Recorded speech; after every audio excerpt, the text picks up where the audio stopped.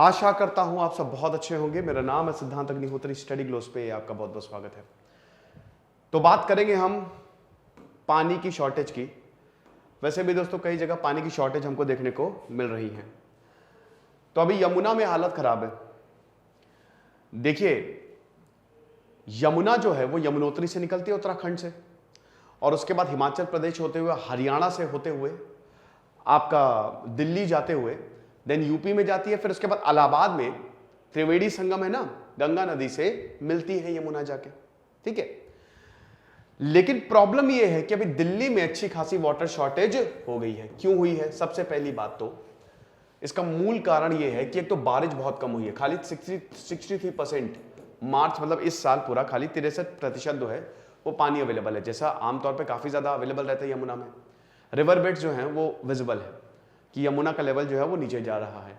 फिर उसके बाद भीषण गर्मी, 122 सालों में इतनी गर्मी कभी नहीं पड़ी थी जितनी इस बार पड़ी है। बारिश हुई नहीं। अब होप यही है, उम्मीद यही है कि अभी जो मॉनसून आने वाला है, आज वैसे मौसम विभाग ने चेतावनी नहीं, मौसम विभाग ने ये बोला है कि शायद दिल्ली में बारिश हो जाए और मोस्ट प्रोबेबली जून के लास्ट वीक तक मॉनसून आ जाएगा, यानी कि अभी 1-2 हफ्ते आपको और इंतजार करना है। तो अब यही है कि इसकी वजह से भी पानी जो है वो बहुत ज्यादा कम है। फिर हरियाणा भी उसमें है।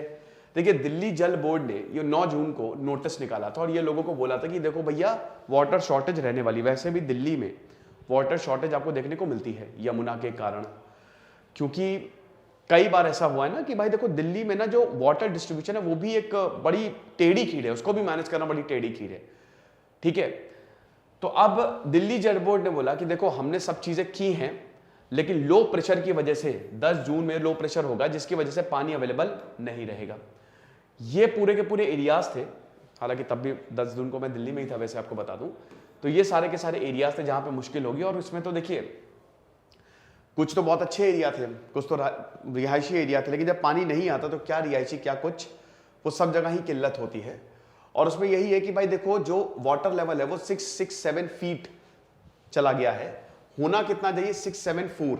तो जो वजीराबाद पॉन्ड है, जहां से अच्छा खासा पानी लेते हैं ये लोग, अब वजीराबाद पॉन्ड में भाई देखो, जब तक यमुना सही नहीं रहेगी, भरेगी तो पॉन्ड को नदी या बारिश, है कि नहीं? और तो कुछ भरेगा नहीं, और किसे भर सकते हैं? चलो तो नहीं कि बिस्लेरी वाटर डाल दिया वहां पे, तो भरेगी तो पॉन्ड को, या तो नदी भरेगी या बारिश भरेगी। तो बारिश है नहीं, नदी भरेगी, तो अब नदी वैसे ही सूखी पड़ी है।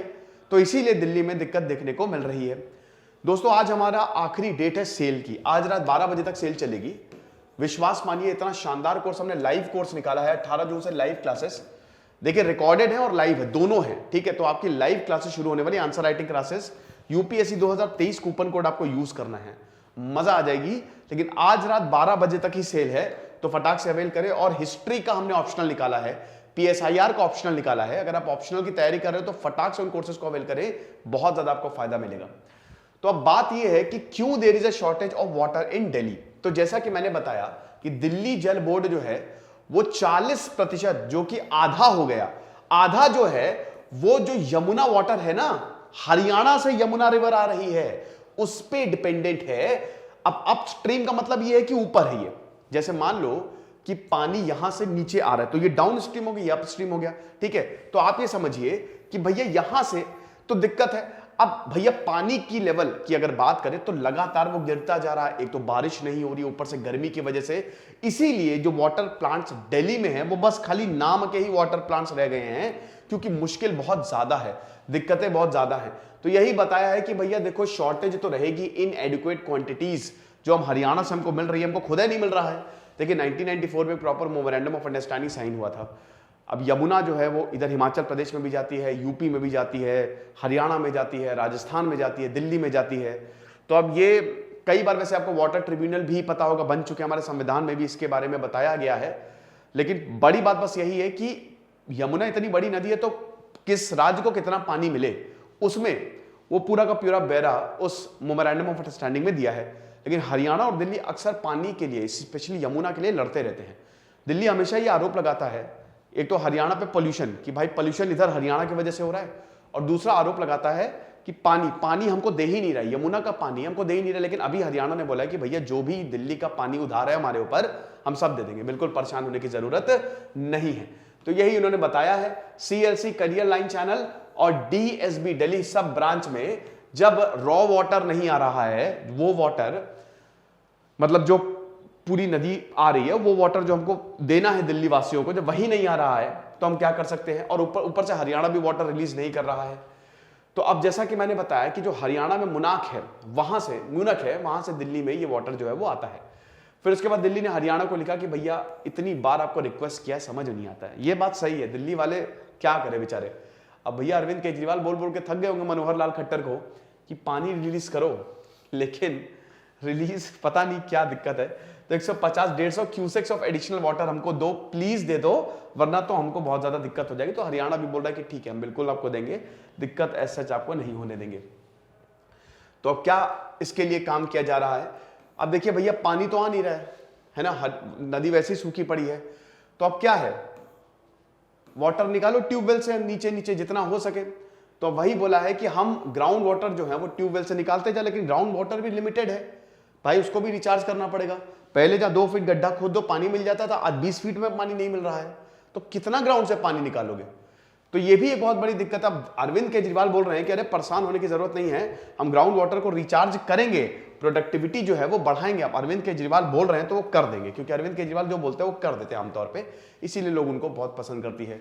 तो केजरीवाल ने वो भी बोला है कि भैया सौरभ भारद्वाज ने भी हरियाणा से अपील की है कि दो पानी कब दोगे। तो हरियाणा ने आश्वासन दिया है कि भैया जो भी पानी तुम्हारे पास है दे देंगे। लेकिन इसका दोस्तों मूल कारण यही है कि जो नदियां में इतना पानी नहीं है और जो गर्मी बढ़ती जा रही है, ठीक है, उसका ही इफेक्ट है, क्लाइमेट चेंज का इफेक्ट है। तो ये और ये आप देख सकते हैं, मैंने वाटर वॉर्स पे एक लेक्चर लिया था।